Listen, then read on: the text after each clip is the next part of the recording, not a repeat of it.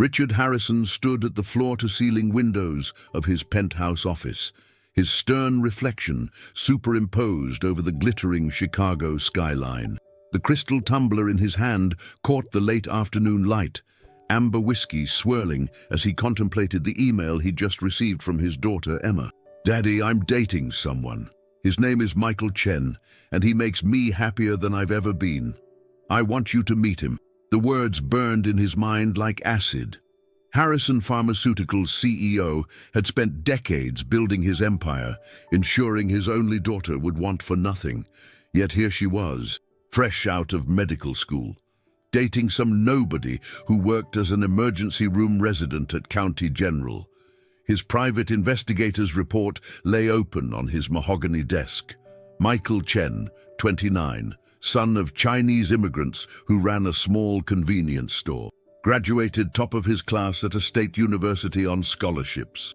Currently drowning in student debt while working insane hours at one of the city's busiest public hospitals. No family connections, no trust fund, nothing that would make him worthy of the Harrison name. Richard's fingers tightened around the glass. Emma was brilliant, beautiful, and destined for greatness. He'd already lined up a position for her at the company's research division, where she'd work alongside the country's top medical researchers. She was meant to marry someone from their circle, perhaps the son of one of his board members or a promising young executive, not some struggling doctor who couldn't even afford to live in a decent neighborhood. The intercom buzzed, interrupting his brooding. "Sir, your daughter and Mr. Chen are here for dinner." Richard took a deep breath, straightening his custom-tailored suit. "Send them in." The door opened, and Emma walked in, radiant in a simple blue dress. But Richard's eyes fixed on the young man beside her.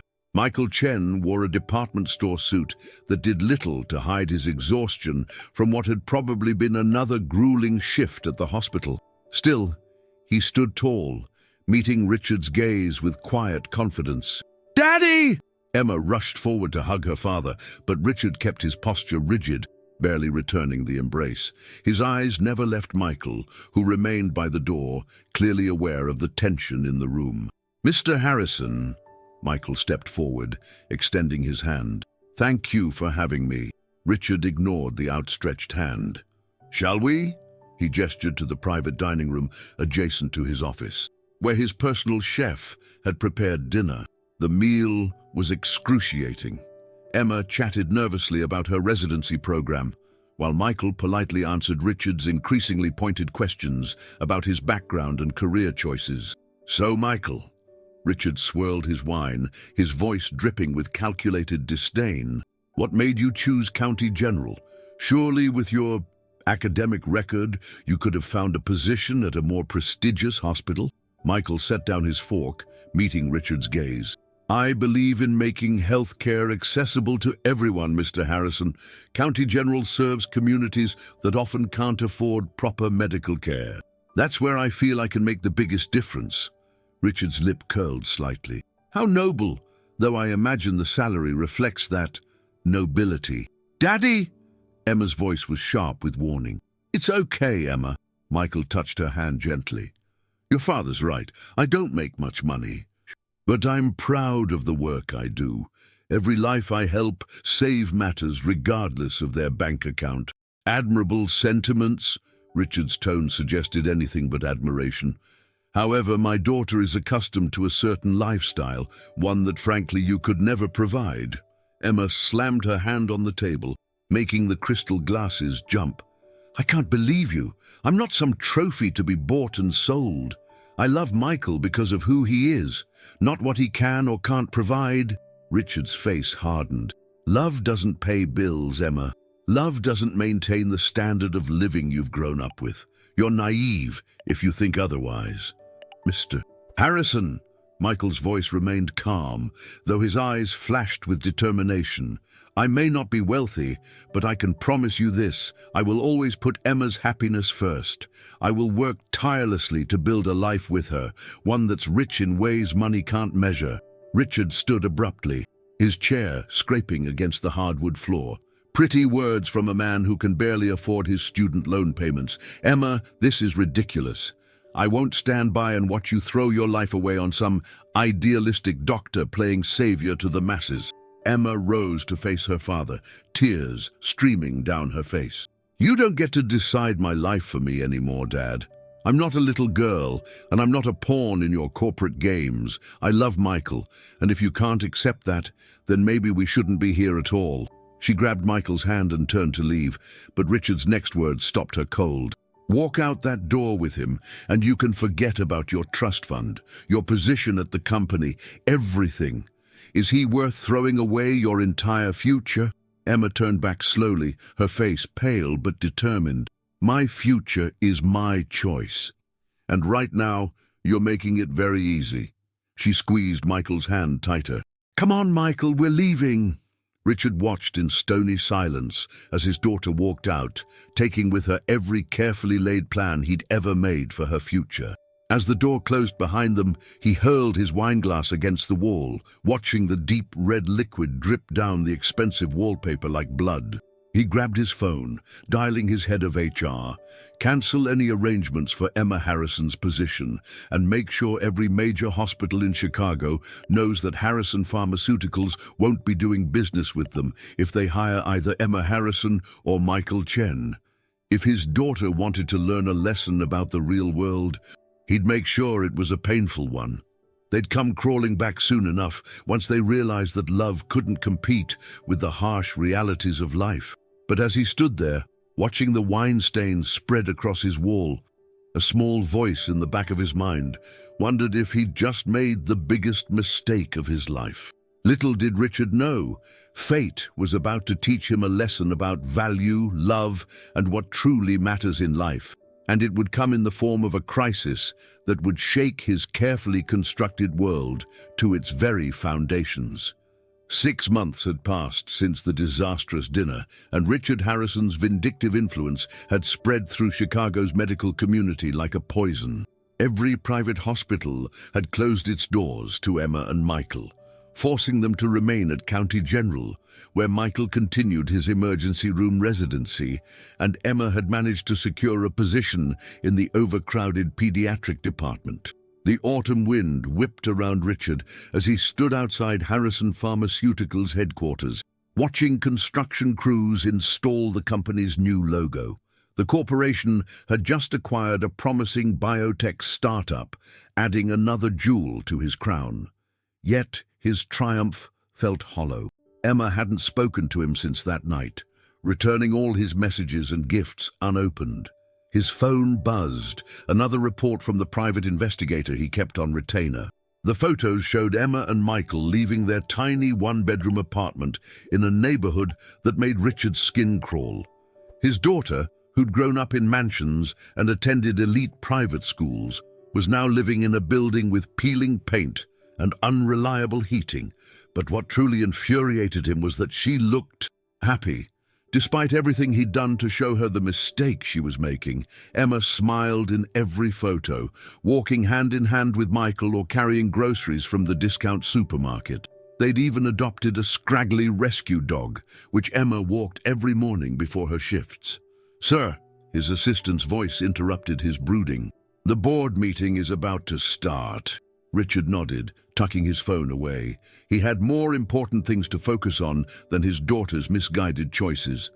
Harrison Pharmaceuticals was about to launch a revolutionary new heart medication, one that promised to generate billions in revenue. The board meeting proceeded smoothly until they reached the topic of pricing. "Our market analysis suggests we could set the price point at $2,000 per month," the marketing director explained. "Insurance will cover it for most patients, and the demand is essentially guaranteed."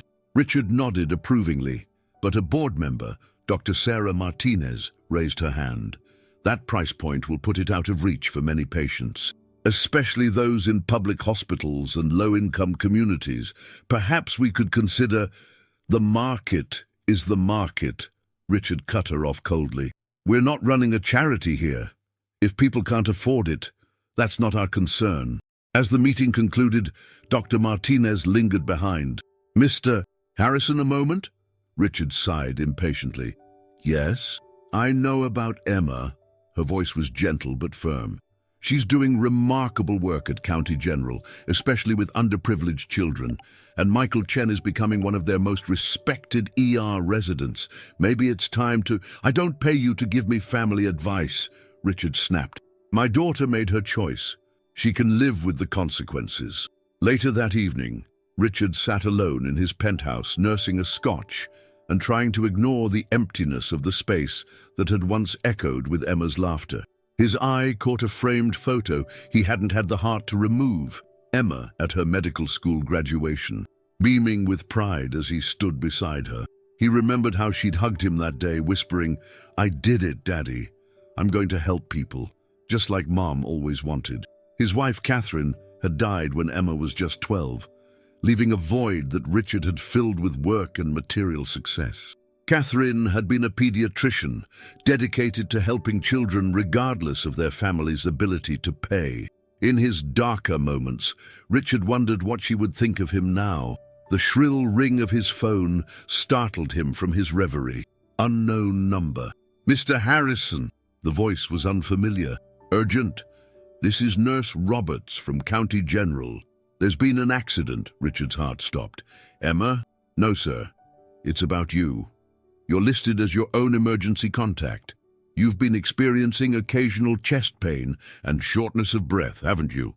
Richard's hand instinctively went to his chest. He'd been ignoring the symptoms for weeks, dismissing them as stress. "What do you know about my health?" "Sir, we've just admitted your former head of research, Dr. James Wilson. He had a massive heart attack, and he's told us something disturbing about the trials for your new heart medication." The room seemed to spin as Richard processed this information. James Wilson had overseen all the clinical trials for their breakthrough drug, the one they were about to launch. "What are you talking about?" "He's asking to speak with you immediately. He says there are severe complications that were covered up during the trials. Sir, if what he's saying is true, and you've been taking this medication." Richard's chest tightened, a burning sensation spreading down his left arm. The phone slipped from his grasp as he stumbled, knocking over the photo of Emma. The last thing he saw before his vision blurred was his daughter's smiling face behind the spiderweb of cracked glass. Hours later, Richard regained consciousness to the steady beep of hospital monitors. His eyes slowly focused on his surroundings, and his heart sank. He wasn't in one of Chicago's prestigious private hospitals. The worn linoleum floors, the dated equipment, the sounds of a crowded emergency room filtering through his door. He was at County General. "Take it easy, Mr. Harrison." A familiar voice made him turn his head. Michael Chen stood beside his bed, checking his vitals. "You've had a serious cardiac event.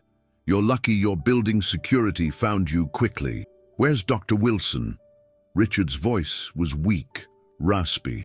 "In the cardiac unit. Stable but critical."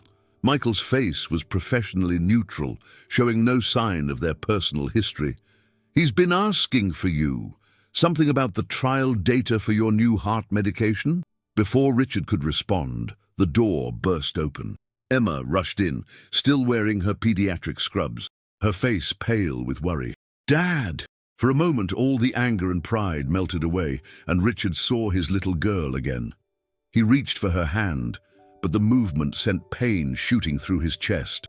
"Don't try to move," Emma said firmly, switching from concerned daughter to doctor mode.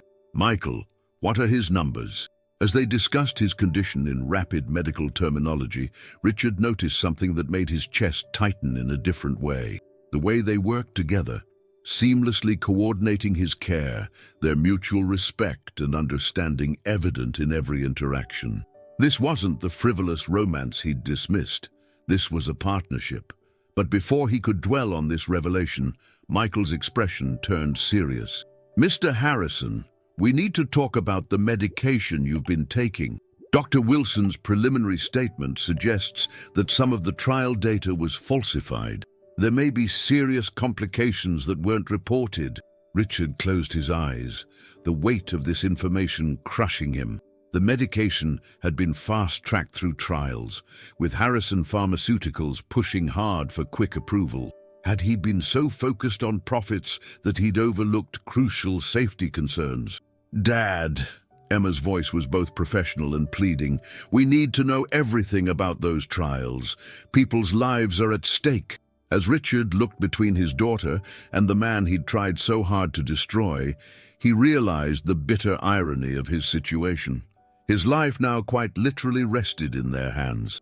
In the very public hospital he'd sneered at, surrounded by the kind of dedicated healthcare workers he'd dismissed as naive idealists. And somewhere in the cardiac unit, James Wilson held information that could not only destroy Richard's health, but potentially bring down the pharmaceutical empire he'd sacrificed everything to build. The fluorescent lights of County General cast harsh shadows across Richard's hospital room as he waited for James Wilson to be brought down from the cardiac unit. His own heart monitor beeped steadily, a constant reminder of his vulnerability. Through his partially open door, he could hear the controlled chaos of the emergency room. Crying children, worried voices, the squeak of gurney wheels on worn linoleum. Michael entered, looking exhausted but focused. "Dr. Wilson's being transferred now. Mr. Harrison, before he arrives, there's something you need to know. We've had 3 more admissions tonight with similar cardiac symptoms. All of them were taking your company's trial medication."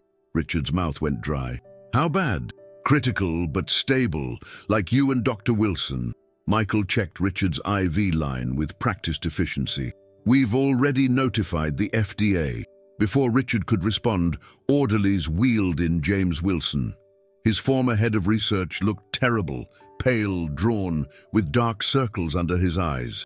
Once they were alone, James turned to Richard with a mixture of guilt and determination. "I tried to tell you, Richard." His voice was weak but urgent. 3 months ago, when the Phase 3 trials showed the irregular heartbeat patterns. But you were so focused on beating Morgan Pharmaceuticals to market. You signed off on the trial results. Richard's voice was sharp despite his condition. "You said everything was within acceptable parameters, because you made it clear what would happen if I didn't." James's heart monitor spiked with his anger. "My daughter's medical school tuition, my wife's cancer treatments, all covered by Harrison Pharmaceuticals' executive benefits. You didn't have to make explicit threats. We both knew what speaking up would cost me." Richard felt the weight of James's words like a physical blow. How many others had he silently coerced through similar means? How many had chosen silence over losing everything? The door opened again, and Emma entered with a stack of charts. She'd been on duty for over 12 hours, but her eyes were alert and focused. "I've reviewed all the cases," she said, her professional demeanor masking any personal feelings. "The medication is causing severe arrhythmias in approximately 12% of patients, far higher than the 0.1% reported in the trials. The real data is in my personal laptop," James said. "Password protected, but I'll give you access. Everything's there, the original trial results, the manipulated data, the emails." He paused, looking at Richard. "Including your directives to streamline the approval process." Richard closed his eyes, the full magnitude of what he'd done washing over him. Thousands of people would have taken this medication. How many would have suffered, died? And for what? Market share, quarterly profits. A commotion in the hallway interrupted his thoughts. Through the door, he could see Michael rushing to help a new arrival. A young boy, no more than 12, his mother hovering nearby with tears streaming down her face. "He just collapsed during soccer practice," the mother was saying. "He's been taking some new heart medication. The doctor said it was a miracle drug." Richard watched as Michael and Emma worked together seamlessly to stabilize the boy. Their movements were synchronized, their communication efficient and clear. Despite the chaos around them, they maintained a calm focus that seemed to reassure both patient and parent. "BP's dropping," Michael called out. Emma responded instantly, adjusting medication dosages while Michael continued chest compressions. Long minutes passed as they fought to save the young life before them. Finally, the boy's condition stabilized. Richard could see the relief wash over his mother's face as Emma explained the situation, her manner both professional and deeply compassionate. Michael stayed with the boy, telling jokes that made him smile despite his obvious fear. "That could have been me." James's voice was quiet. "My grandson is about that boy's age. Takes after his mother, my daughter, has the same heart condition I do. We were going to start him on this medication next month." The words hit Richard like a physical blow. He thought of Emma at that age after Catherine died, how vulnerable and precious she had seemed. How had he strayed so far from what really mattered? Through his door, he could still see Emma and Michael working their way through other patients. Despite their exhaustion, they treated each person with the same care and attention they'd shown the young boy. Rich or poor, young or old, everyone received their best effort. A new wave of pain hit Richard's chest, but this time it wasn't from his heart condition. It was the acute realization of how wrong he'd been about everything, about Michael, about what made a person valuable, about what really constituted success. He struggled to sit up. "I need to make this right." James looked at him skeptically. "How? The medication is already being distributed. The launch announcement is scheduled for next week. Your own board members have taken early positions in the stock." "Then we'll stop it." Richard's voice was firm. "All of it. Whatever it costs. It'll be millions, maybe billions once the lawsuits start. Your company will survive or it won't." Richard pressed the call button. "But I won't have any more children rushed into emergency rooms because I cared more about profits than people." When Emma responded to the call, her professional mask slipped slightly at seeing her father's determination. "Dad, get Michael," he said, "and call Harrison Pharmaceuticals board. I need to make an emergency statement." He looked at his daughter, really seeing her for the first time in months. "And Emma, I'm sorry for everything." Before she could respond, alarms started blaring from multiple rooms. The cardiac monitors of all patients who had taken the trial medication were showing dangerous arrhythmias. As Emma rushed to respond to the crisis, Richard realized that his redemption would have to wait. The next few hours were a blur of emergency responses and critical decisions. Richard watched from his bed as Emma, Michael, and the rest of the county general staff fought to keep multiple patients stable. Their dedication, their refusal to give up on anyone, struck him with almost physical force. He thought about how he'd dismissed County General as beneath his daughter's talents. Now he saw that this was where real medicine happened, where lives were saved not by expensive machines or fancy facilities, but by the skill and dedication of people who truly cared about their patients. As dawn began to break outside his window, Richard made a decision that would change not only his life, but the lives of countless others. He just hoped he would live long enough to implement it, but first they had to survive the night. And as his own heart monitor began to sound its warning, Richard realized that survival was far from guaranteed. The early morning sun crept through the windows of County General as organized chaos erupted throughout the cardiac ward. Richard's heart monitor screamed its warning as Michael rushed to his bedside, Emma close behind. Their faces showed the strain of hours of continuous crisis management, but their hands remained steady. "BP's dropping fast," Michael called out, his voice professionally calm despite the situation. "Starting dopamine drip. Emma, we need—" "Already on it," Emma responded, moving with practiced efficiency. She'd already anticipated what Michael would need, their months of working together evident in their seamless coordination. Through the haze of his deteriorating condition, Richard watched his daughter work. Her movements were precise, her focus absolute. She was every inch the doctor her mother had been. Catherine would have been so proud and so disappointed in how he'd tried to control Emma's life. "Mr. Harrison," Michael's voice cut through his thoughts, "we need to make a decision. The experimental treatment we discussed, it's risky. But given how your heart is responding to the trial medication's effects, it might be our best option." Richard managed a weak nod. The irony wasn't lost on him. His life now depended on trusting the man he'd tried so hard to destroy. "Do it," he whispered. As they prepared for the procedure, the door burst open. Dr. Sarah Martinez from his board rushed in, still wearing her evening gown from some charity event. "I came as soon as I heard," she said, taking in the scene. "The other hospitals are reporting similar cases. Richard, what do you want us to do about the launch?" Richard tried to speak, but another wave of pain hit him. Emma stepped forward, her voice firm. "Not now, Dr. Martinez. My father is in critical condition." "Emma, honey, you don't understand. The stock market opens in 3 hours. We need—" She said not now. Michael's voice was steel wrapped in silk. "You can either help us save these patients or you can leave. Those are your options." Dr. Martinez blinked, unused to being addressed so directly, but before she could respond, alarms started blaring from James Wilson's room next door.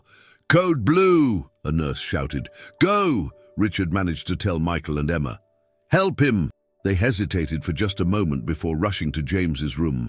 Through his door, Richard could see them working frantically to save his former head of research, the man who had tried to warn him, whom he had effectively silenced with threats to his family's well-being. "Sarah," Richard called to Dr. Martinez, his voice weak but determined. "My phone. Get my phone." She brought it to him, and with trembling fingers, he pulled up his email. Every word was a struggle, but he managed to compose a message to his entire board and the FDA.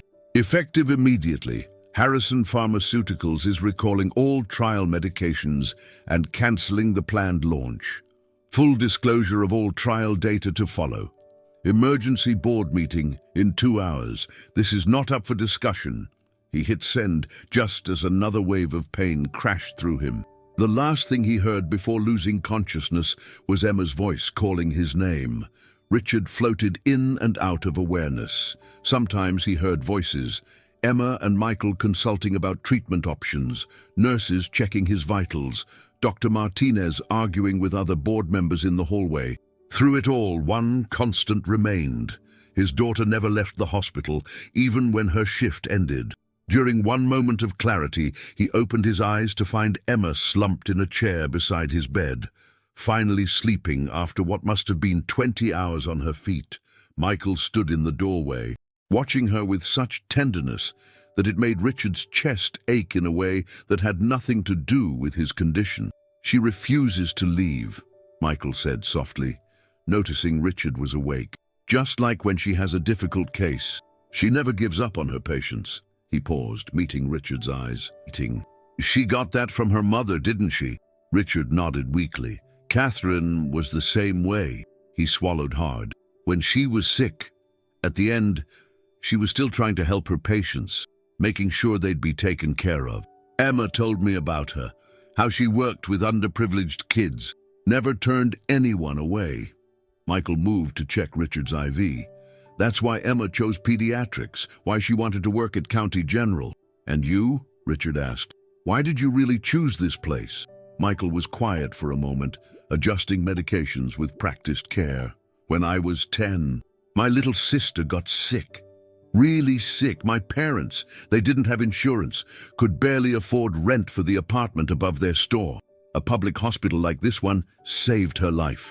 The doctors there didn't care that we were poor, that my parents could barely speak English. They just cared." He looked at Richard directly. "That's what I wanted to do. What Emma and I both want to do. Make a difference for people who need it most." Richard closed his eyes, feeling the weight of his mistakes even more heavily. I thought I was protecting her, giving her the best life. With all due respect, sir," Michael's voice was gentle but firm, "Emma already had the best life. She had a father who loved her, opportunities to learn and grow, and most importantly, she had the chance to become who she wanted to be, until I tried to control everything," Richard finished, "until I forgot what really matters." A commotion in the hallway interrupted them. One of the trial medication patients had taken a turn for the worse. Richard watched as Michael rushed to help, immediately falling into sync with Emma, who had woken at the first sound of crisis. Through his door, Richard could see them working together, his daughter and the man he'd judged so harshly. Their movements were practiced, efficient, but there was something more, something in the way they anticipated each other's needs, supported each other's decisions, trusted each other, completely. He thought about his own marriage to Catherine, how they'd started with nothing but their dreams and determination, how the happiest years of his life had been when they were just starting out, when success was measured not in dollars but in lives touched, moments shared, love given and received. Somewhere along the way, he'd lost sight of those truths. He'd replaced Catherine's values with cold corporate logic, measuring worth in profit margins and stock prices instead of the things that really mattered.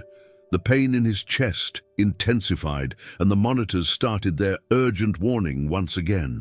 As his vision began to blur, Richard saw Emma and Michael rush back to his room.